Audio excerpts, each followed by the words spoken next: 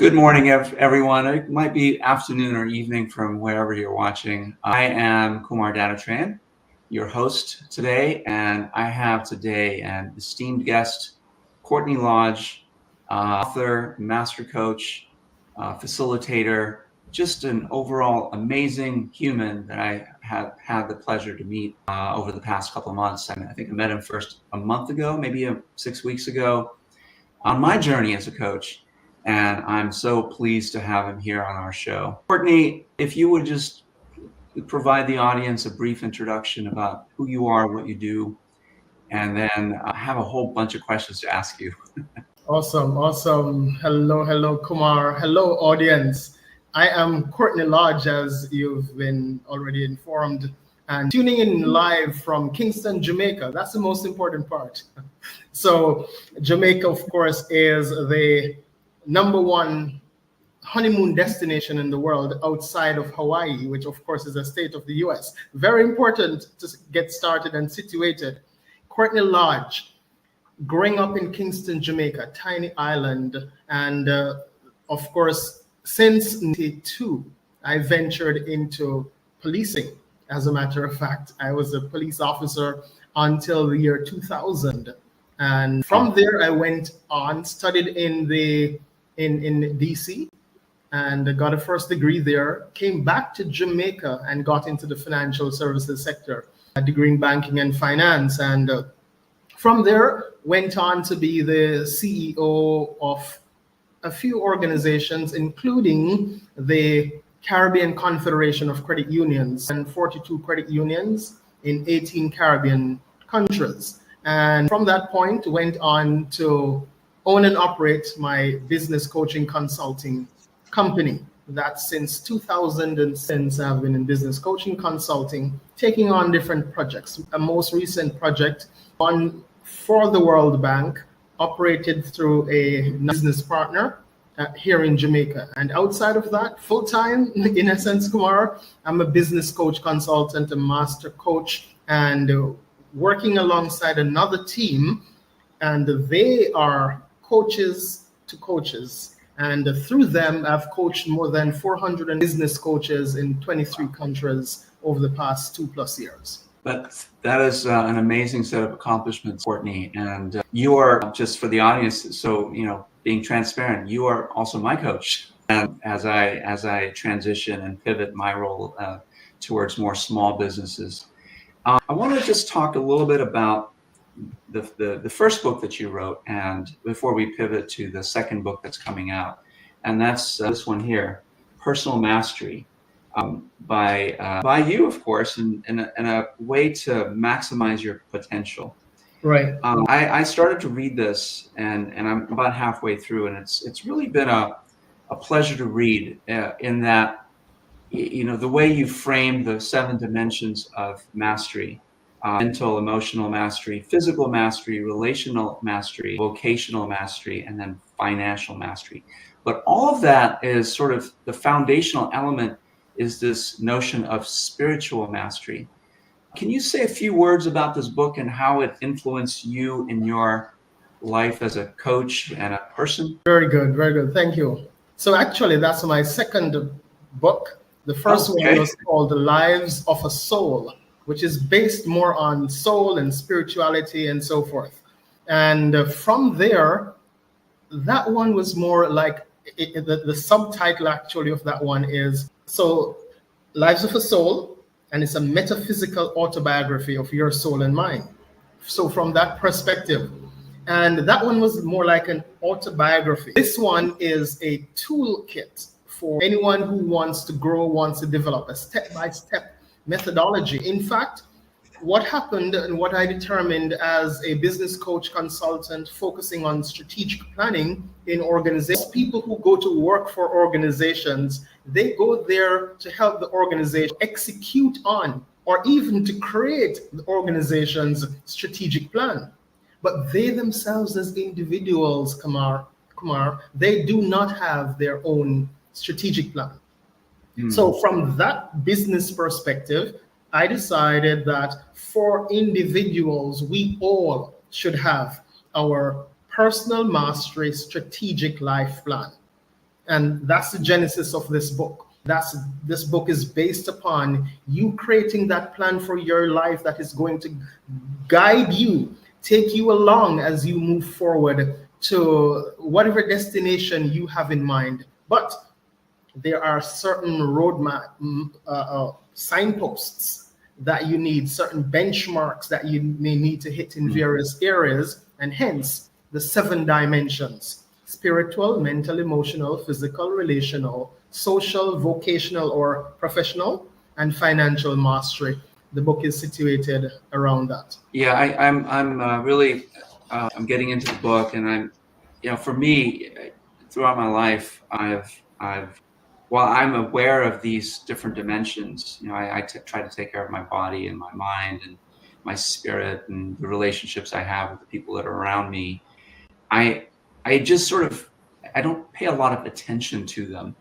What I pay attention to is more my vocational mastery, what I do at work and how well I do it. And it strikes me that this book, what the premise of this book is, that you have to sort of work on that inner foundation in order to have that outer achievement, if you will, and reaching your potential, full potential as a human, not just from a vocational standpoint, but a personal standpoint. Would you agree with that? Absolutely. And what I call them are the 7 dimensions of personal mastery. And too many persons find themselves in a situation where, in a sense, you could refer to them as, without judgment, you could refer to them as a one-dimensional person. They're lost, for example, in vocational mastery, in professional mastery. How do I build out myself? They're working, thinking that what I have is the most important thing. And after I've gotten all of those physical, material resources, then I can do the things I want to do and be the things I want to be. But like you mentioned, that's an outside-in approach. But when you work from inside out, you set that internal foundation. And for many of us, as human beings, we seem to have this natural inclination to believe, to know, to sense that there is a power bigger than us, greater than us, beyond us. And we call that our spirituality. And one way, shape, or form, we are looking to become that better version of ourselves. And we align ourselves with that, whatever we refer to that entity, that being, as the essence of who we really are. That's who we truly are. We are a part of that greater being. We are a cell in the body of that greater being as one. And for us to understand that, we have to work from within, from that spiritual perspective, to get a better sense of who we are. And once you focus on that, who am I? Then you can go on and do the things that you need to do and have the things that you need to have. You'll realize that you have some things that you would refer to as your divine potential and your divine assignment. You are endowed with certain potential, and you now have an assignment to go out and execute on that potential to make the world a better place, to make yourself a better person, and so on. So that's the foundation, the spiritual perspective. Yeah, I love the way you put that, your divine assignment and divine potential, and realizing those, no matter what your faith is, whether you believe in a higher being or not, everyone strives to better themselves. I think most people I know do. And, whether you have or don't have faith, you have faith in something. That's right. So it's really tapping into that inner spirituality and finding your potential as a person. And if you are able to do that, then you will be able to do whatever you set out to do professionally, I would think. Segueing from that book, and please do get a copy of it. It's really an easy read, a fascinating read, and can help you set a course for your future direction. Before we segue, if it's okay, sure, to touch on the other dimensions and how important those are, because once you've centered yourself spiritually, you will now start to focus on yourself, the mental aspect, the mental and emotional dimension, to ensure that your thoughts are aligned to that higher nature of yourself, your strategic vision for yourself. And you include within that the emotional, the feeling that you are that person that you know you've envisioned, and it's a natural part of who you are. Then you now distill those are higher level vibrations, the spiritual, mental, emotional.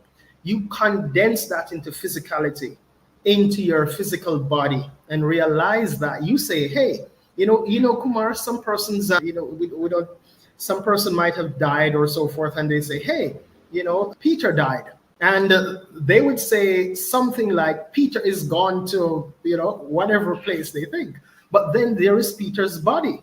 That's, if you listen to that carefully, we all have this notion, or seem to have this notion, that the body, we are not our bodies. We are not our physical bodies. Yeah.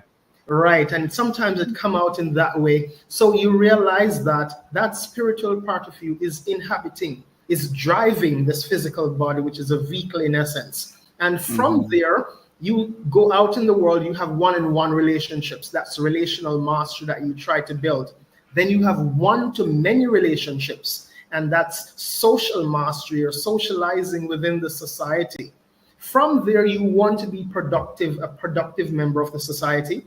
So you engage in vocational mastery, the things that you do to engage in the world. And we call it professional mastery as well. You earn and you contribute. And from there, you have financial mastery, money coming in from that will support the rest of the other dimensions and so on. So these are the 7 dimensions, and very, very important. As we go into, you're about to segue, this foundation is important. Yeah, absolutely. And I think it was, what was enlightening to me was how important they all are in totality, sort of taking a holistic approach to your own life, where if these things aren't in balance, then likely you're not, you may not even be aware of it, but you're not reaching your potential. Right. And so if one area, for example, you're having a major challenge in your physical being, it will pull down your emotions, your spirituality, it will pull down your financials. If you're doing great in, say, a relation, that will pull up the others that are down. So you try to make sure that no one is pulling down the others at minimum, and those that are strongest, you use those to pull up the others. So just a quick summary right there. Thank you for that. And just so you're aware, I'm going to show the book again here. 7, here we go. Personal Mastery, the 7 Dimensions, Courtney Lodge. Get your copy. I got mine. So your next book, and this is your second book, which I wasn't aware of. Your next book, which is coming out, is called The Focused Leadership System. From reading the manuscript that you shared with me, this book is really focused on business coaching in its many forms and dimensions. So what inspired you to develop this system and write this book? Great. And the name Focused Leadership System is a temporary title. I have another title in mind, but you have a pre-release draft right there. And so you are on the cutting edge right now, Kumar, where that is concerned. So what is happening there is that I say business coaching, but for anyone who is in business overall, and you need to grow your business and your business enterprise, an important aspect of that is leadership. And we have been told so many different theories of leadership. The great man theory, for example, it's suggesting that you have to be born great. You have to be born a leader. You cannot be made into a leader. And this book is saying, hey, that is absolutely not so. You have things like the skills approach to leadership, where they say you have to develop certain leadership skills, which means it goes beyond the great man theory, that you can learn some skills. And then you have the behavioral approach, where how you behave is the of your leadership mastery. And then you get now to the next point of a situational approach, where The situation will determine how you operate. Now, with these as four of those, the great man theory, skills approach, behavioral approach, situational approach, all of these are put together in this book to say, hey, there's no one right approach. Some will say I'm a democratic leader, I'm a charismatic leader. All of these different styles now come out of these four approaches. But all of these different approaches and styles tend to confuse leaders. Which one am I? What's more important would be, are you having the impact, the results that you need to have? Yes. Are you doing those things that you need to do? And that would be a more results-based approach, which, we could go into that. This book, what it is saying is that irrespective of your style that you believe you have and you're natural at and you're best at, or the approach that you use, if you were to now incorporate technology, and we have a powerful tool that what it does, it moves your mind from just who you are being, which is important, yes, to what you're doing. Remember now, the personal mastery, you've already centered yourself, who you are being. Now, what you're doing is where this book comes in that sense, in that now you're going to do some things as a leader, but first you have to be and see yourself from a certain perspective. So it ties right back in. This book, it's now saying that with a leadership system, technology to guide you, we have 40 different strategies that we can use to grow the revenues and profits of any business. And if you are a leader, you can now employ these 40 different strategies to motivate and inspire your team. 40 different ways for you to motivate and inspire your team so that they can achieve the things that you'd love to get achieved. And that's where this comes in, that technology can help you. And there's no leadership technology that's on the market. There are a few that's approaching, and this one is the one that comes closest. So I did, in a sense, a case study on this software that I discovered, that we're both familiar with that one. Yeah, absolutely. The software is phenomenal, and I've started to use it for the benefit of my clients. I wanted to shift back to leadership and the mindset that you mentioned. In your book, you distinguish between management mindset and a leadership mindset. What is the distinction there, and why does it matter? Great. Let's even start with the technician mindset. The technician, and here I would have been quoting, like Michael E. Gerber from his book, E-Myth Revisited, and he's saying there are three types of people. We all incorporate those within our beings. We're technicians, we're managers, and we're leaders. It depends on which of those hats or personalities we put on. He's saying that, he calls it the E-Myth, entrepreneurial myth, where he says it's a myth that it's entrepreneurs who go into business. It's actually technicians having an entrepreneurial seizure. They're seized by the idea that they're an entrepreneur, when really they're operating from a technician's mindset. What's the technician's mindset? That's the person who's going to go out and do today's job. If you're a lawyer, you're doing legal work, lost in the nitty-gritty. If you're a baker, you're baking today's bread to sell today. That's the technician. And this software that we're talking about, it can facilitate you as a business coach, being an extraordinary business coach. It will help you to be an excellent business coach in that regard, as a technician, doing business coaching, helping clients to grow.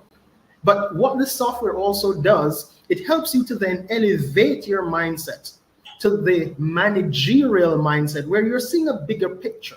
You're not lost working in your business only. You're seeing some of the bigger picture, but you're still mainly focused within the organization, but at a higher level, at a more getting to that operational level. What that entails is that the leader, the manager, rather, is like a great firefighter. We love our firefighters, they're great, and we love the work they do. The manager has something in common with the firefighter. The firefighter has to wait until the fire pops up. run to the scene and puts out the fire.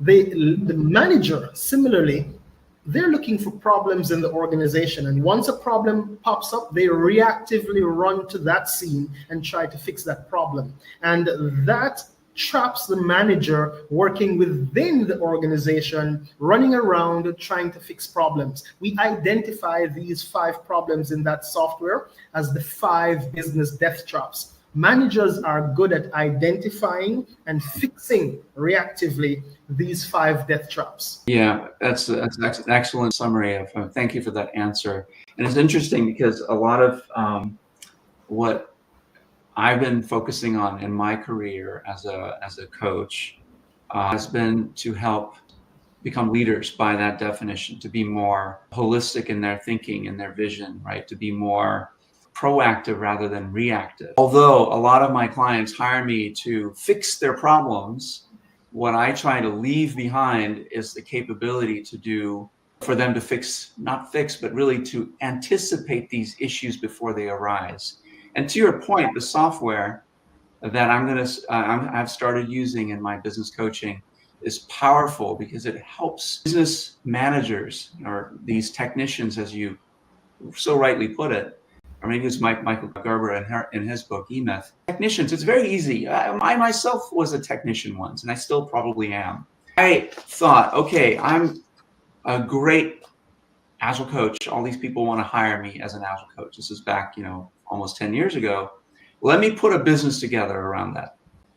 And so, however, as a technician, you're limited by time, essentially. You can only put so much time into helping a client.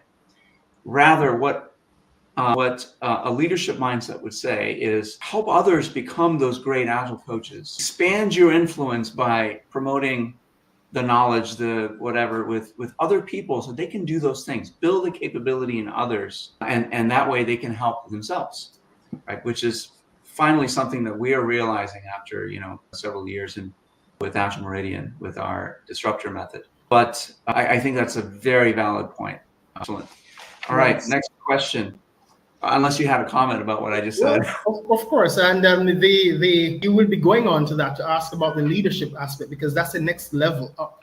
So there, like you said, yes, the manager is being reactive, fixing problems, and they're incentivized to do so, Kumar. When they run around, they find a problem, fix it. They're known as a problem solver. And what do? Instead of spending just 20% of their time finding and fixing problem, they've been incentivized, they've been rewarded. So now they spend 30, 40, 80% of their time running around reactively, fixing problems, and they're lost working in the organization. With that mindset, that manager is not going to be the person who's going to take your company to that next level of leadership and to become a world-class company. They're trapped working in the organization. The next level up, of course, would be the leadership mindset. Are you ready to get into that one, Kumar? Yes. All right. Yes, please do. Yes. So the next level up would be the leadership mindset, where the manager is running around, trying to be part of the king's horses and king's men, trying to do the impossible to put Humpty Dumpty back together again. The leader in that manager can come out, and that's why we're here. You do systematic things like Agile, and you stimulate, you have them do the managerial things in a systematic, productive way that they can then free themselves up, free up their time, that now they can see the bigger picture again. They can think about the bigger picture. Now they can think about being proactive, like you said, as opposed to being reactive. This is when their leadership skills, potential start to come out, start to emerge, that they're now getting to that higher level. And instead of spending 80% of their time doing reactive work, they're more focused on spending 40, 60, 80% of their time doing time, energy, money, resources, doing leadership work, which is what was that? This is what not Covey in this case, Gerber was talking about in terms of the entrepreneurial mindset, the growth mindset. The leadership mindset is now looking to the future, the strategic growth and expansion of the company, and how do you coordinate the activities of the team so that you can build a more productive organization that can be of greater value to clients and greater value to the world. What happens at this level? With this software that we're talking about, what it does is it identifies the 5 death traps and it says, okay, that's what the managers focus on. The leader has 40 different profit acceleration strategies that they can now focus on, like I mentioned earlier in the synopsis, in the overview, to stimulate, motivate, inspire their team around these 40 different areas that you can grow the revenues and profits of the company. When you earn the revenue, when you earn revenues and profits and you're growing the company, you have money to take care of the other problems that usually would pop up. If you don't have a great team, now you can hire some of the best because you have the money, you can pay them. You don't have the right operational systems or sales and marketing systems in place, your compliance, all of these, many of these are the things that money can fix. But when you work on the people side first, which is what leadership is about, I think could be Maxwell or one of those leadership guys would have said, you manage things and you lead people. So when you focus on this leadership aspect of it, you engage the people, which would be your greatest asset in the organization. You unleash their potential, and from there, a great leader is the one who's creating other great leaders. That's what you hinted at in the beginning of what you do. And from there, this software, it's helping you to accelerate your own leadership potential. Right. And that's what this book is about. Now, this came about, I'm doing a PhD with Delaware State University, and this was going to be my thesis, the dissertation, and I decided to convert this one to a book and to start something else as a dissertation. So it was just going to be a case study for a dissertation, but I see the value it can be to the world. Anyone who is a leader anywhere in any organization, for-profit, non-profit, irrespective, once you have team members that you're guiding, you have a responsibility. You need to now understand your own personal assignment, that you are here to help these people to come to a higher level. And you now have to tap into your leadership potential, your divine potential. And once you are tapping into that, this system can help you to tap into that divine potential to help those people to come up to a higher level and make a greater contribution to the world. Absolutely. All right. So you've mentioned a few times the 5 business death traps. Yes, sir. And I in my line of work, we have a similar set of death traps, but I mean they all boil down to the same thing. So maybe you can take a few minutes and explain what these death traps are that plague most businesses, most, especially small to medium-sized businesses, even large organizations, I would say, absolutely. Especially with the disruption that's going on and continues to accelerate as change becomes a bigger part of our lives. So please spend a few minutes and talk about that. Awesome. The 5 business death traps. Now, just to be clear here, Kumar, there are hundreds of death traps, hundreds of things that can cause businesses to fail. For example, the business might not, the person who's starting up might not be motivated. They might not have enough money. They just can't hire the right team, or even some more unusual things there. Their operations are not streamlined, but some more unusual things. You can't sequence the human genome or land a man on Mars. The spaceships keep going up. So there are hundreds. But when you look at it, when we do the examination, and we're coming from feedback from thousands of our colleague business coaches from around the world, almost 50 plus business countries around the world, thousands of business coaches and consultants over the past 10 years with thousands upon thousands of business owner clients of small, medium, micro, large businesses. They found that when businesses fail, there are 5 main reasons why businesses fail. And these are the 5 death traps. Now, are they, like I said, they're not the only ones, but when you go to the scene of the crime, I'm a former police officer, so pardon that analogy. When you look at the death of any business, you go to the scene of the crime where the death happens per se, you are seeing the 5 things over and over, these 5. Are they the perpetrators or are they just witnesses? Or are they co-conspirators? We have found that they're present at the scene of the crime. We can't always say that they are the cause, but for now, these are 5 major death traps. What are these 5? The first one is foundation, inability to build a solid business foundation. Any business that is getting started, if you fail to put in a solid foundation, you're going to be in serious difficulties. Why?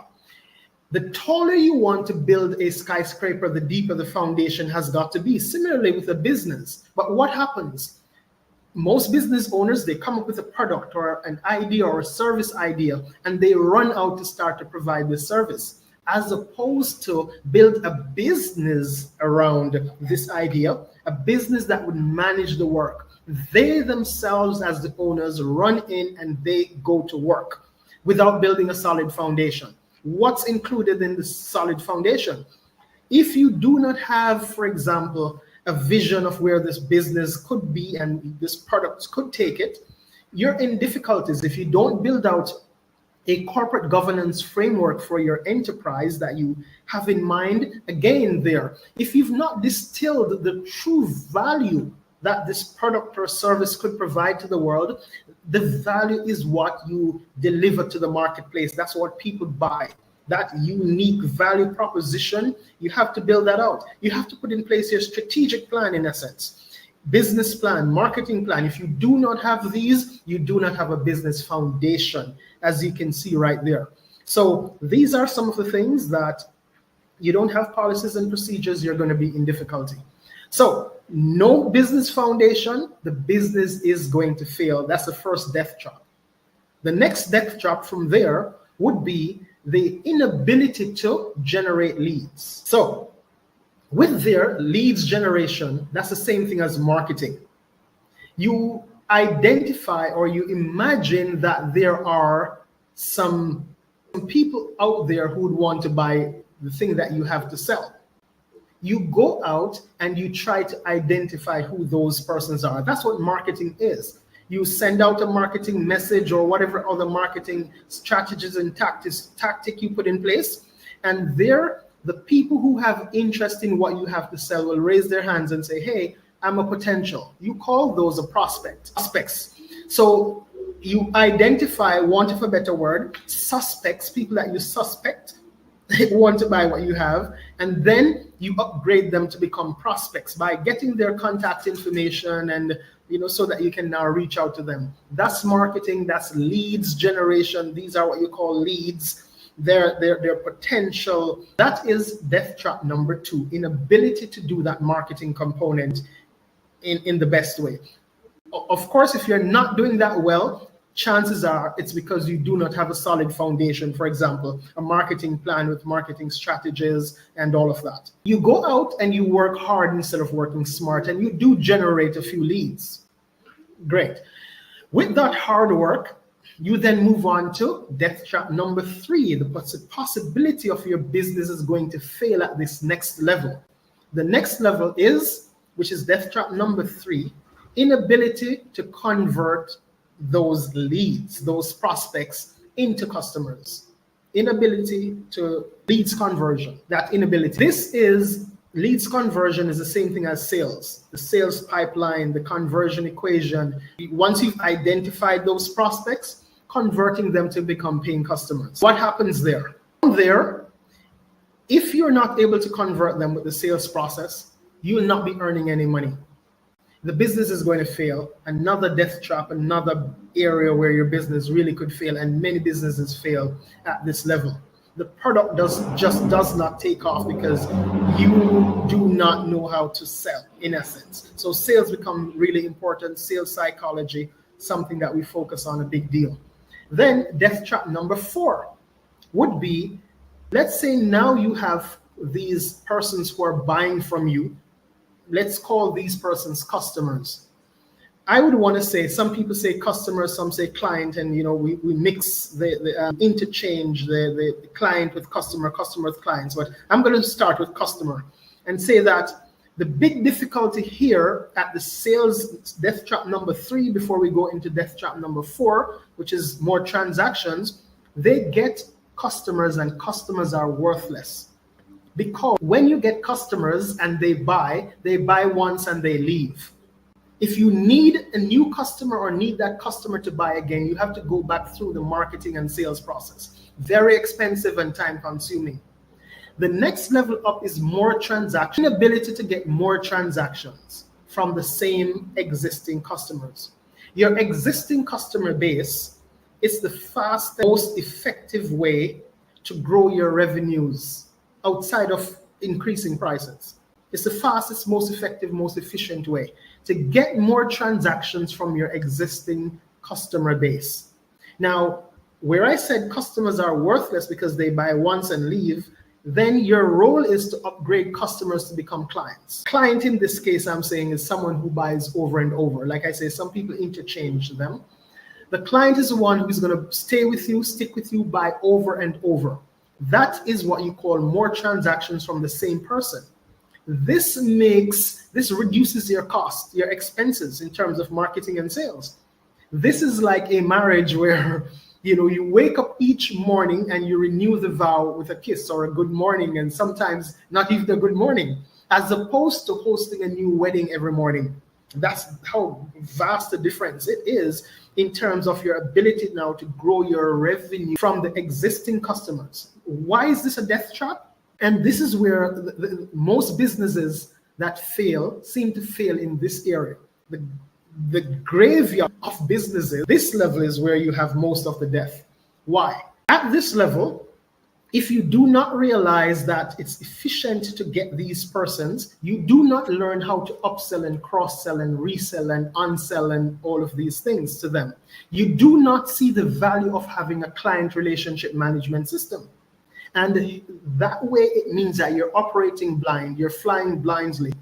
You do not know who your clients are, where they are, what are their likes and dislikes, their buying patterns and budgets and their preferences. So you do not know what to sell them, how to upsell them, how to innovate your business, to grow your business to that next level where you can be selling them these other things. And right there, your business fails. And most businesses at this level, they do not have a loyalty and reward program in place to keep the customers and to ensure that they're maximizing the lifetime value of the clients in this case. So because of that, if you're not upselling, cross-selling, you're going to get more new customers. That's what you're focused on. Your costs go up, your profit margins go down. So profit margins, this is the 5th level. Inability to grow your revenues and your profits in this case. And that's the 5th death trap. You have no money. You can live without profits for a while because you have some savings. But now, if you are spending just your savings and you start to borrow and you run out of money eventually, you can't pay your bills, you're going to go into bankruptcy, the business will fail. So the 5 business death traps: inability to build a foundation, inability to get to that level where you're now doing effective leads generation, then ineffective leads conversion, then your inability to grow your revenues through reselling, upselling, which is more transactions, and then inability to grow your profits. So these 5 death traps, they kill most businesses, and that's why we exist. We exist to help businesses to avoid or beat these 5 death traps. And under these 5 death traps, we have 40 different strategies where when we put on our leadership mindset and engage our leadership tool, we now have 40 ways to grow the revenues and profits of a business. So instead of a business, Kumar, suffering, struggling with 1, 2, or 3 streams of revenues, we can help any business to grow their revenue base by adding in different streams of revenues, up to 40 different streams. This is a more stable business. You mentioned the disruption that's taking place and it's being accelerated. When you have revenues and different streams of revenues, even if 5 of your revenue streams were to die off, for most businesses, they would have failed because they have 1 or 2 or 3 streams of revenues. But if you have 10, 20, 30, even if 5 revenue streams were to fail, and different things, war in another country, economic downturn, all of these things can cause your revenue streams to dry up. You have 10, 20 other streams of revenues, your business is going to be a resilient business. It will survive and thrive and become a world-class business. So that's why we do this, to grow the world's economy by keeping businesses alive and helping them to become stronger. Thank you for that. That was a great explanation of the 5 business death traps. And what I really like about the focused system, the focused leadership system, and focused, of course, all the tools that come with the software, is that the methods are all very tangible, very easy to understand for the average business owner, business leader, business practitioner, whoever it is that you work with, right? And the people that I've worked with have typically been in larger organizations, sort of in the middle tier of management and leadership. On some occasions, I've worked with the C-suite of the companies. The problems are the same. It's just magnified when you have a larger company because of bureaucracy, because of systems that were created in a different time, in a different era. And so those systems have never been updated, upgraded to take into account the great change that's going on in our world today. These 5 death traps also remind me of the moniker, if you will, the R moniker, the pirate canvas. So the first A is acquisition. How do you acquire customers? How do you attract them to your site, to your product suites, whatever it might be? And of course, that assumes that you have a strong foundation, you have a strong vision, you have a value proposition that customers are looking for. They're looking for these products because they may not know they need them, but once they see them, once they touch them, feel them, they want them. It's what made Apple what it is today, right? Exactly. The iPhone. Yeah. And so that's the first A. The second A is activation. And that would be synonymous with converting those leads to customers, right? You're activating them in some way. Right. Maybe really the second and the first. It's generating the leads and converting them. So they may go to your site and they may peruse your products or whatever it is that you're offering. But the key is converting them.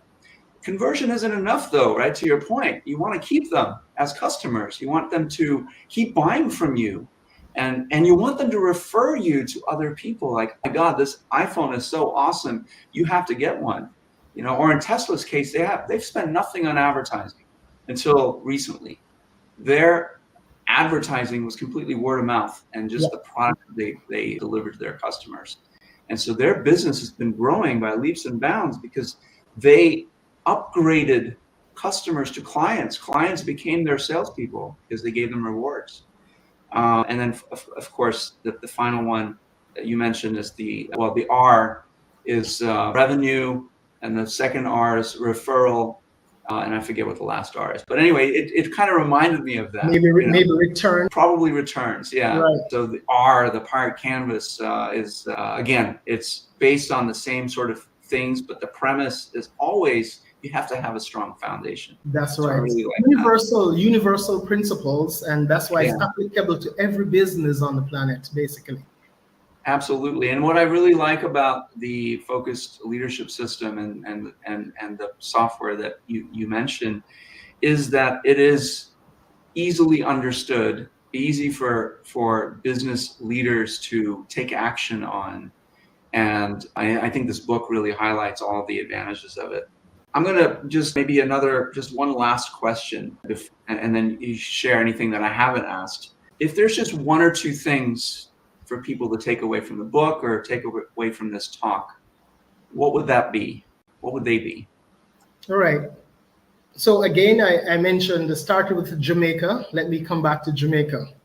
Here in Jamaica, our motto is out of many, one people. That there are many different people in the world, and peoples in terms of nationalities and races, but we see this as one world, one people.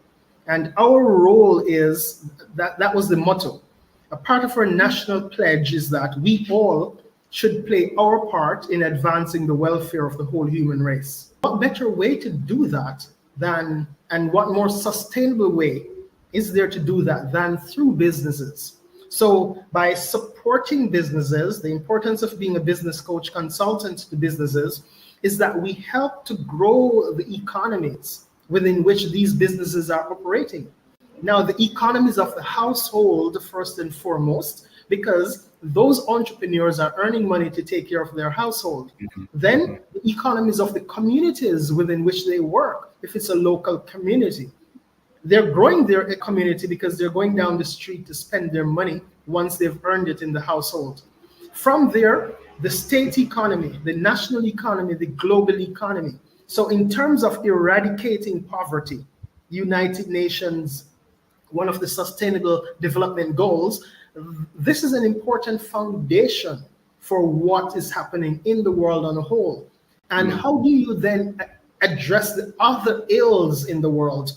There are many ways, but again, to do so in a sustainable way is to ensure that these things are being financed. And businesses, small businesses especially, are true engines of growth of any economy. And hence, you as a business coach consultant, I as a business coach consultant, you're a master coach, I'm a master coach, you're a master coach using the same platform that I'm talking about. You are out there. That's why you exist with Agile Meridian, and even more importantly, with, in a sense, with Profit Sensei, that your role at Profit Sensei, Kumar, is to ensure that you are helping these businesses to grow their revenues and profits so that you can contribute to the local and global economies and to ensure that this world can become a better place. We've heard, if you want to make the world a better place, what better way to do so than for you to create that yourself? And this is how we make our own contribution into advancing the welfare of the whole human race. I love it. Courtney, this has been a real pleasure having you on this show. We're pushing about 51 minutes actually of talk time. Is there anything I have not asked you that you would like to share? All right, so let's talk some more about business. Okay. And as a business coach, how do you provide even greater value through your coaching company, Kumar? You do what you've been doing since you were working in restaurants. And when you move on to do IT, coding, and then when you moved on to do more agile coaching and so forth, Kumar, what is it that's consistent? Your leadership role. You've been trying to build people. And right now, as you continue on this journey as a business coach consultant, the next level is to now replicate yourself, to clone yourself. How do you do that? To create other coaches, to help other business coaches to come up so that we can have more people supporting even more businesses around the world, giving them personal one-on-one attention. So from Profit Sensei's perspective, from your organization as a business coach, your next level up is to continue doing what you've been doing in terms of leadership. And now you have a platform methodology that you can do that. So at this point, why am I mentioning this on a blog overall? Because Profit Sensei, it's here to help businesses grow and to help you, if you are out there and you know that you have that potential to become a business coach, a consultant, to facilitate the growth of businesses and make the world a better place, then you should be talking to Kumar at this point in time. You should be in touch with Profit Sensei so that he can show you, groom you, help you to also become a business coach, business consultant, so that you can help to facilitate the growth of organizations. Tell me the different things that you believe you could be doing to make the world a better place, and which of those things would be more powerful. Plus, imagine this, you now run your own organization as a business coach. Yes, Mhm. you're your own entrepreneur. Not just you, Kamar, but all of these people Sure. that we're talking to directly, who are potential business coaches, consultants, working with Profit Sensei. That once that happens, we are going to be able to have a greater impact across the world. And we're talking about you as business coach, not just Kamar, anyone who's listening who has that interest. Become a part of this team, this network, so that we can help you. And the most important part, what will you be doing when you're 60, 70, 80? What are the things can you do? A business coach consultant, this is something if you choose to, you can do for the rest of your life from the comfort Yeah. of your home. And the more you do it, the wiser you tend to get. Yeah. So again, don't continue to rely only on being employed, which is good, and we have to have employees. But at the same time, think of becoming a business coach. If you're listening to this podcast, chances are there's a master coach within you. We'd love to identify that and help to bring that out and help you to become a leader in this world of business coaching. Oh, We're there we go. Yeah, thank you. I was just got stuck with technology. That was amazing. Thank you for that. That plug for Profit Sensei. This is my new venture, Profit Sensei Visit It. It is where I will get to help businesses be more profitable, achieve their potential, and all those other great things that Courtney has mentioned, and hopefully help others become coaches, business coaches, if that's your calling, if that's your desire to do that. And so thank you again, Courtney, for joining me. That's And another way to maximize your personal mastery, exactly. right? Yes, who you are as a human being and how you show up in the world. That's right. Exactly. Very, very appropriate. So I hope you enjoyed this show. I certainly did. I'm inspired. I'm excited to go down this path. It doesn't mean that my experience goes away in Agile. I will obviously carry that with me with wherever I go and help with businesses implement agile, nimble ways to run their operation and grow their business by thinking more holistically. But that is my goal.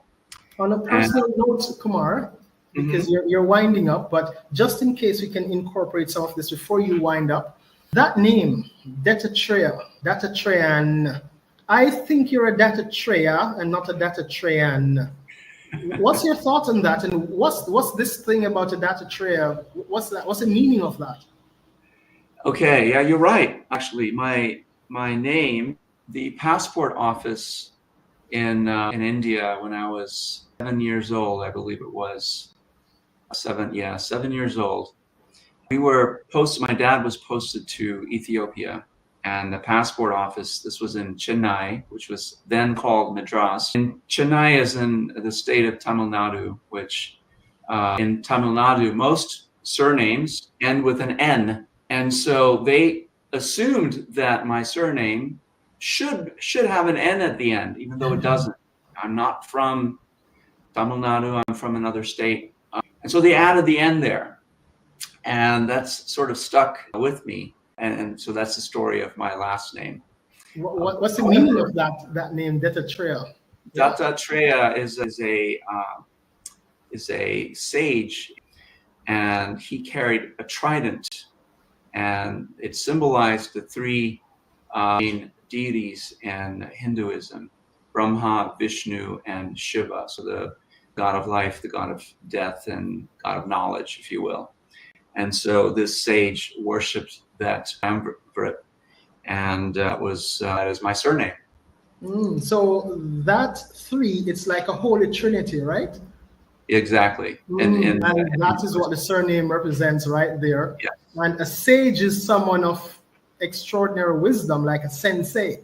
So I'm that's now right. seeing that tie into that prophet sensei, tying it into your name and so forth. Very interesting. All right. So it's not a name with which I was familiar. I didn't Thank you think very about much. that. I didn't think about that, but thank you for asking. I appreciate that. Very good. Very good. All right. All right. It's great being here with you. And, thanks for this invitation. And, it will be my pleasure to be here with you anytime again, if possible.